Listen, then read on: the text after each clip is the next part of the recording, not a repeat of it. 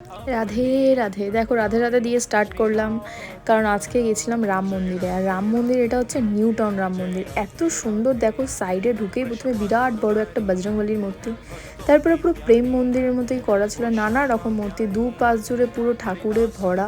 আমি একে একে তোমাদেরকে দেখাবো যে কোথায় কোন ঠাকুর আছে। দেখো এখানে ঢুকেই মহাদেব আছেন, তারপরে ওইদিকে আছে হচ্ছে খাটুশ্যাম, এদিকে রাম, মানে খুব সুন্দর মন্দিরটা। তারপরে প্রথমেই আমি চলে গেছিলাম বাবার মাথায় জল ঢালবো বলে, তো সেই ক্ষেত্রে বাবার ওখানে চলে গেছিলাম, বাবার শিবলিঙ্গের ওখানে জল ঢালবো বলে। দেখো মন্দিরটার ভেতর কত সুন্দর।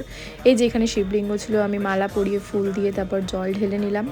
প্রথমেই আগে বাবাকে একটু সেবা দিয়ে দিলাম, তারপরেই তোমাদের সারা মন্দিরটা ঘুরে দেখাবো। জগন্নাথ দেব, বলরাম দেব, সুভদ্রা সব ছিল। তারপরে এখানে দেখো রাম সীতা ছিল, রাধা মাধব ছিল, খুব সুন্দর। পরপর পরপর খুব সুন্দর মন্দিরগুলো, মন্দিরের মধ্যে খুব সুন্দর আছে। মাতাজি আছে, মানে সমস্ত রকম দেবদেবী এখানে আছে, মানে অসাধারণ। যারা এখনো আসুনি মন্দিরটা অবশ্যই এসো, খুব সুন্দর মন্দিরটা। আর আমি তো মন্দির যেতে বিশাল ভালোই বাসি, জানোই আমি বলেছিলাম যে কৃষ্ণ আমার বেস্ট ফ্রেন্ড।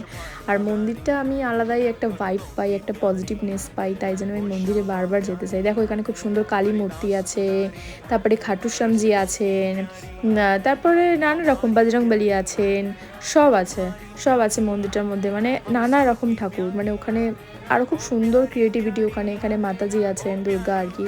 তারপরে একটু বাবাকে আরতি করবো জন্য ধূপ প্রদীপ ধরিয়ে নিচ্ছিলাম বাবাকে, ওখানে আমি পুজো করছিলাম, সন্ধ্যা পুজো। তো ওখানে বাবাকে আমি মন দিয়ে আমি একটু পুজো করছিলাম, একটু গানও গাইছিলাম, সেটা এখন এখানে নেই। তারপরে আমরা চলে গেছিলাম ওখান থেকে খাটুশ্যাম মন্দিরে। খাটুশ্যাম মন্দিরটা খুব সুন্দর। দেখো ওখানে খাটুশ্যাম মন্দিরে মোটামুটি ভিড় ছিল, ওখানে সবাই যাই। আর কত সুন্দর দেখো ঝাড়বাতিটা ছিল, আমি ক্লোজেও তোমাদের ঝাড়বাতিটা দেখাবো, এত সুন্দর ছিল। তারপরে এই দেখো ক্লোজে ঝাড়বাতিটা এত সুন্দর। তারপরে এই যে খাটুশ্যামজিকে একটু প্রণাম করে নাও তোমরা, দেখো।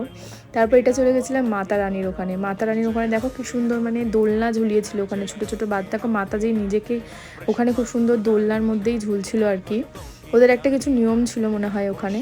তারপরে ওখান দিয়ে আমি টিকা পরে নিয়েছিলাম একটুখানি, আমি টিকা পরতে তো ভালোই বাসি। তারপর ও আর আমি একটু দুজনেই টিকা পরে নিলাম। তারপর ওখানে মাতা রানীর একটা ফটো দিয়ে খুব সুন্দর ওখানে মানে দোল্লা ঝোলাচ্ছিল আর কি, আমি একটু টেনে ঝুলিয়ে দিলাম মাকে।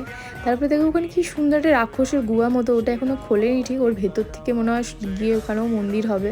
এখানে দেখো কত দেবদেবী ছিল এখানে। তারপরে সে কালিয়া নাগের ওপর কি সুন্দর কৃষ্ণ দাঁড়িয়ে আছে ওখানে। তারপরে এখানে দেখো গঙ্গা মা আছে, খুব সুন্দর। তারপরে বিশাল বড় একটা মহাদেব ছিল, মানে গিয়ে যারা মহাদেব ভক্ত তারা তো খুব ভালোই বাসবে ওখানে যেতে, মানে হর হর মহাদেব, মানে এত সুন্দর ছিল, বিশাল বড়। আমি তো এইটা নিয়ে আমি ওখানে 2-3 বার গেছি, আমার এত ভালো লাগে ওখানে, আমি যাই।